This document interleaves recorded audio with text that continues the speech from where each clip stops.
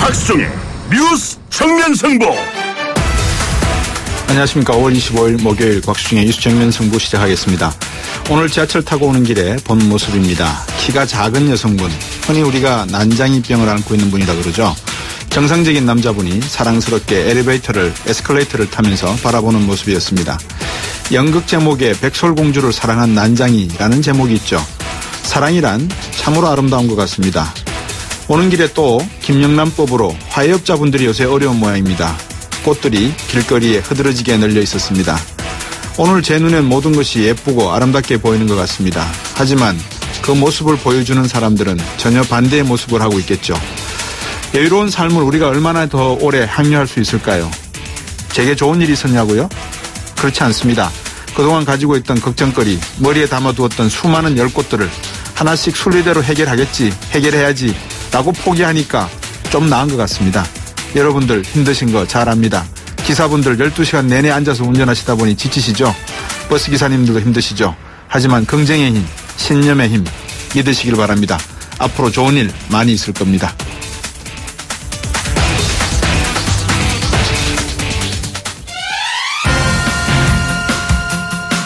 저희가 준비한 순서 말씀드리겠습니다. 1부에서는 이낙연 국무총리 후보자 인사청문회 위원이죠. 더불어민주당 재윤경 의원 전화 연결하겠습니다. 오늘도 청문회에서 여러 의혹들이 제기되고 있는데요. 과연 이낙연 국무총리 후보자 국회 검증대 통과할지 말씀 나눠보고요. 국민들이 새 정부의 정책을 제안할 수 있는 국민인수위원회가 출범했습니다. 광화문 1번가라고 하는데 옛날에 공약할 때 문재인 대통령의 1번가 1번지 있었죠. 국민인수위원회 국민소통위원 맡은 정신과 전문의 서천석 원장 2부에서 전화 연결하겠습니다. 오늘 청와대가 경찰을 향해서 인권경찰 구현 방안을 마련하라라는 이야기를 했습니다. 검경 수사권 조정 문제와 관련된 이야기 아니겠습니까? 아무래도 인권경찰의 이미지를 만들어야지 수사권을 줘도 아니면 가져가도 제대로 하지 않겠습니까? 3부에서 경찰 간부 출신인 경찰인권센터 장신중 소장 전화 연결해서 말씀 나눠보겠습니다. 고 노무현 전 대통령의 대선 후보 과정을 그린 다큐멘터리 영화 노무현 대통령이 오늘 개봉했습니다. 영화를 만든 이창재 감독, 김성수 문화평론가 4부에서 모시고 영화 이야기 나눠보겠습니다.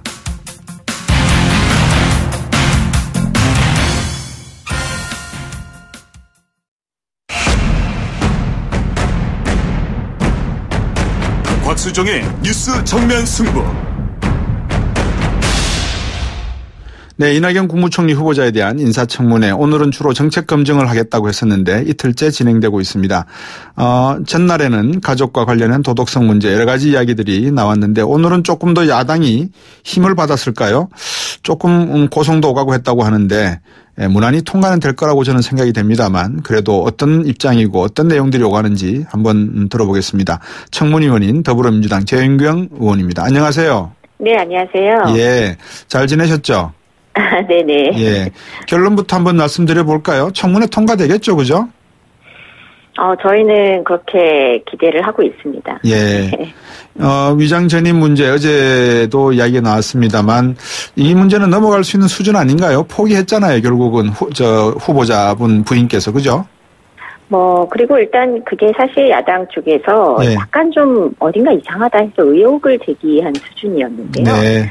사실상 이낙연 총리 후보자가 이렇게 오히려 더 적극적으로 사실관계를 다 수상이 밝히고 그리고 국민께 사과를 하고 네. 송구스러운 마음을 표현을 하신 거기 때문에 예. 저는 이 부분에 있어서는 국민들께서 판단하시겠지만 그래도 이렇게 이전에 부정한 어떤 재산을 축적하기 위한 부동산 투기를 위한 위장 전입보다는 조금 네. 다른 평가가 있지 않을까 싶습니다. 재윤경 의원은 위장 전입한 적이 있어요, 없어요? 위장 전입은 없습니다. 네. 네. 실수로 주소지를 늦게 신고를 한 적은 있죠. 전입 신고를. 예. 네. 알겠습니다. 제가 그냥 네. 한번 여쭤본 겁니다. 네네. 근데 이 위장 전입 관련해서는요. 네. 사실상 우리 사회 전반적으로 네. 저희가 의정 활동 하다 보니까 네. 그런 일들이 있더라고요. 예. 임대인이 오피스텔에 예. 여러 세제 혜택을 받기 위해서 임차인에게 주소지를 네. 옮기지 못하도록 하는 사례가 있는 등등 해서 네. 이 그 주소지 관리에 있어서 그 국가적 차원의 관리가 허술한 게 사실이고요. 네. 그래서 앞으로 이 부분은 좀 많이 이렇게 질서를 잡는 것이 필요해 보입니다. 방금 그 말씀을 하셨으니까는 뭐 조금 엿길로 새는 이야기입니다만, 오피스텔은 이게 주택이 아니라 상가로 일단은 사업자 등록번호를 받지 않습니까? 예, 그렇죠. 예, 예. 이제 그렇게 되면은 전세를 주고 월세를 줌에도 불구하고 임대 사업을 함에도 불구하고, 그러니까 뭐 임대 사업은 아니지만 그냥 월세를 줌에도 불구하고 부가세 신고를 안 해도 되잖아요, 그죠?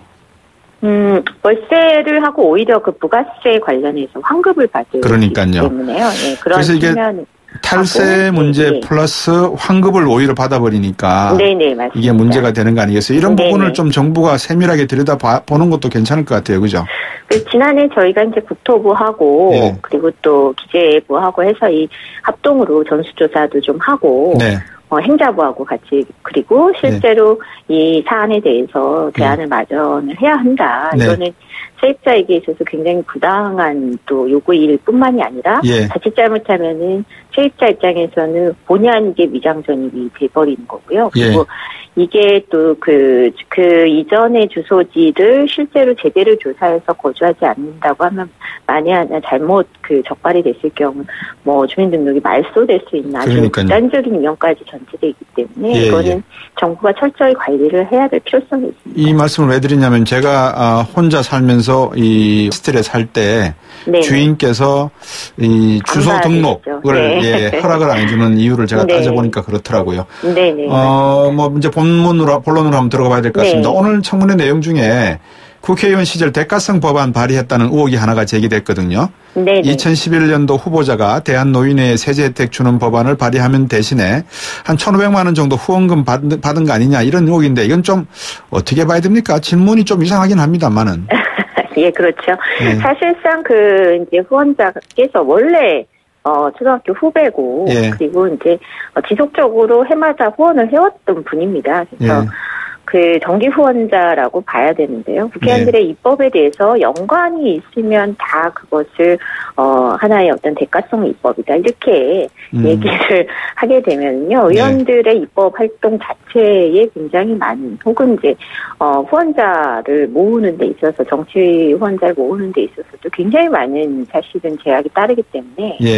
이렇게 몰고 가는 것은 우리 의원님들이 스스로 굉장히 자기 발목을 잡는 경우가 될 수 있기 때문에 좀 조심스럽게 접근해야 되고 그냥 뭐 단순히 이런 팩트가 있기 때문에 그거 아니냐 이렇게 몰아붙이기보다는 명확한 사실관계를 확인하고 충분히 그럴 개연성이 있다라고 할 때 제기를 하시는 게 좋지 않을까라는 아쉬움입니다. 어제 강효상 의원하고 제가 인터뷰하면서도 강효상 의원에게 조금 제가 그런 말씀을 드렸습니다. 자유한국당 의원들이 지금 이낙연 총리 후보자의 어떤 도덕성 문제를 검증할 만한 자격이 되는 사람들이냐. 네네. 도대체 뭐 어떤 의미로 이렇게 위장전입과 군탈루 뭐 이런 거, 멘탈 이런 것까지를 지금 지적하고 있느냐 이런 이야기를 했는데 어떻게 느끼세요? 자유한국당 의원들의 지적 문제, 질문 수준 이런 거를? 그러니까 사실 국민들 자체가 지금 이제 도덕성에 대한 기준이 굉장히 눈높이가 높아지지 않았습니까?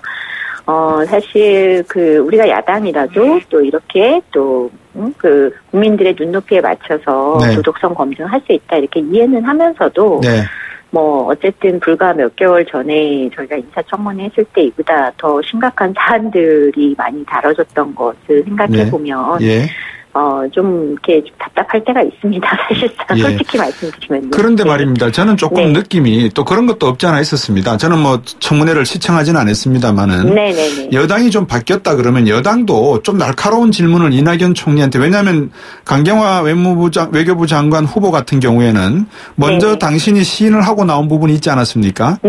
그런 식으로 여당에서도 사실은 조금 더 예리하게 오히려 이낙연 총리 후보자에 대해서 이런 문제는 정말 심히 잘못된 거 아니냐라고 차라리 두둔을 한 10가지 중에서 5가지, 6가지를 했다면 예리한 질문도 한 서너 가지를 하는 것이 조금 더 여당다운 모습이 아니었을까, 저는 그렇게 생각을 했습니다. 어떻게 생각하세요? 저희는 사실 저도 오늘 복합 쇼핑몰 관련해서 질문을 드렸는데요. 그래서 이게 뭐 어쨌든 도지사 시절에 우리 당론하고 좀 그 반대되는 입장을 취하셨기 때문에 네. 그와 관련해서 이제 그 문재인 정부에서 문재인 예. 대통령이 공약한 사안하고 예. 이걸 잘 보조를 맞출 수 있느냐 그리고 예. 실제 상인들이 우려를 많이 한다 예. 이런 그 지적을 했습니다. 그러니까 예. 사실 지금 이 더불어민주당에서는 정책 검증 관련해서는 네. 뭐 나름 이렇게 그 지적을 하고 있습니다. 근데 네. 예, 뭐 다만 상대적으로 그 어떤 이렇게 도덕성 문제와 관련된 질문보다는 네. 임팩트가 좀 떨어지다 보니까 주목을 좀 덜 받는 걸 수도 있다고 보고요. 예. 이거 말고도 이제 또 규제 프리존 관련해서 어제 좀 다소 저희가 기대했던 답이 아닌 답을 네. 야당 의원님께 하시는 걸 좀 봤습니다. 그래서 예. 그와 관련해서 또 질의를 준비를 하고 있고요. 예. 그래서 그런 여러 각도로 이렇게 예. 저희도 정책을 중심으로 검증하는 것을 좀 하고 있고요. 예. 근데 도덕성 관련해서는 저희는 이거를 이렇게까지 이틀 동안 질문을 같은 거의 비슷비슷한 질문을 반복적으로 할 필요가 있느냐. 물론 좀 아쉬운 거는 자료 제출이 좀 처음부터 충분했더라면 네. 이렇게까지 이렇게 괜히 의혹을 증폭시켰다라고 야당에서 이렇게 네. 문제 제기를 강하게 하지 않을 수 있었지 않는가. 그래서 왜 그 자료를 이렇게 오히려 총리 후보자가 나와서는 다 적극적으로 협조하는데 그 이전에 그걸 준비하던 같은 팀에서 뭔가 이렇게 들리는 얘기로는 황교안 총리 그때 인사청문회 수준으로 준비를 했다 그러더라고요. 네. 그래서 그거는 조금 잘못한 것이 아닌가 이런 네. 거를 지적을 저희도 하고 있습니다. 예. 근데 저는 오늘 같은 경우에는 차라리 이런 내용이었습니다. 문재인 대통령께서는 일자리에 최고 지금 모든 것을 집중하고 계시고 네네. 총리가 되었을 때 책임 총리로서 어떻게 일자리 문제를 청와대와 함께 조율을 할 것이며 네네. 그다음에 두 번째는 외교 문제만 하더라도 미국과 중국 사이에 어떤 외교를 할 것인지에 대한 고민이 있지 않습니까? 네네. 결국 책임 총리라고 하면은 외교부 장관하고도 같은 조율을 내서 외교적인 목소리를 내야 되는 부분이 존재한단 말이죠. 네. 안보적 측면은 놓고 보더라도 정시장적권 문제를 오늘 이야기가 나왔습니다만 전작권 문제 같은 북핵 문제를 어떻게 해결할 것인가를 또 여쭤봐야 될 것이고요. 네. 이런 모든 가계부채 문제도 지금 심각한 수준 아니겠습니까? 잘 아시다시피 책임 총리로서 앞으로 내각에 지금 내각들이 나오고 있는데 후보자분들이 네. 총리가 이분들을 제청하신 분들인지 왜냐하면 내각은 책임 총리 제도면은 내각자의 이런 장관 후보들은 총리께서 제청을 하시게 되어 있잖아요. 네네. 지금은 총리 후보자시니까 제청을 못 하시지만 그렇죠. 그게 네. 그런 식으로 되어 있는 건지에 대한 좀 더 구체적이고 실무적인 내용들을 질문했으면 국민들께서 외교 정책이 이렇게 가겠구나, 경제 정책이 네. 이렇게 가겠구나 하는 그 방향성을 알 건데 지금 그 방향성은 놔두고 자유한국당이 영 지금 제대로 된 역할을 못 하고 있다 이런 느낌을 받는데 더불어민주당이 좀 역할을 해 주셔야 되는 거 아니에요? 그 가계부채 관련한 질문도 나왔었고요. 네. 또 외교 관련해서도 일부 질문이 네. 충분하지는 않지만 좀 질문이 나왔던 게 사실이고 그 책임 총리로서의 사실은 역할에 대한 질문은 오늘 오히려 참고인 불러서 굉장히 많은 질문이 이루어졌던 것으로 알고 있고요. 그래서 네. 사실 이제 자꾸 이제 이런 게 어떤 측면에서 어제가 이제 도덕성 관련 질문이고 오늘 정책 검증을 하는 시간이었는데 예. 이상하게 저는 오늘 야당도 정책 검증으로 방향을 많이 틀 것이다 이렇게 생각을 하고 기대를 하고 왔는데 오늘 더 강도 높은 도덕성 검증을 하시더라고요. 이제 재미받는 모양이네요. 예, 나름대로. 그러니까 약간 아마 좀 그 지지자들께서 이제 좀 항의성 문자를 많이 보내신 것이 오히려 야당 의원들을 자극한 게 아닌가 이런. 예, 그런 질문보다도 더 중요한 질문이 있으니까 우리 재임경 의원 주빌리은행 대표 지내셨잖아요. 서민금융가인데. 네네. 문재인 정부가 11조 원 규모의 소액 장기 연체 채권 소각하기로 했잖아요. 네네네. 어떤 의미입니까? 사실 국민행복기금하고 그다음에 장기 소액채권을 탕감하겠다 했는데 저는 그 수치는 조금 아쉬움이 좀 있고요. 더 늘어나야 된다는 거죠? 그렇죠. 그리고 접근 방식이 이제 국민행복기금 자체에 제대로 된 청산이 좀 필요하다. 지금 국민행복기금이 2.1%의 채권을 매입하고 이미 수익이 280% 발생했습니다. 예.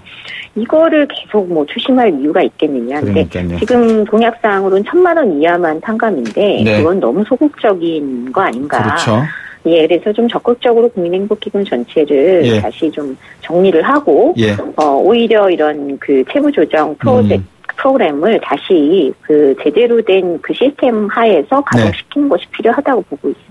예. 한번 저희 스튜디오에 나오셔서 네네. 서민금융 관련해서 한번 생각하시는 정책 방향도 한번 말씀해 주시고 네네. 좋은 기회지 않습니까? 재윤경 의원한테는. 네네. 그러니까 네. 이번 정부 하에서 서민들의 금융 문제, 가계부채 문제를 어떤 식으로 한번 접근해 보고자 한다. 국회에서 한번 의견을 주시면 좋겠습니다. 한번 해 주시죠. 네, 알겠습니다. 예.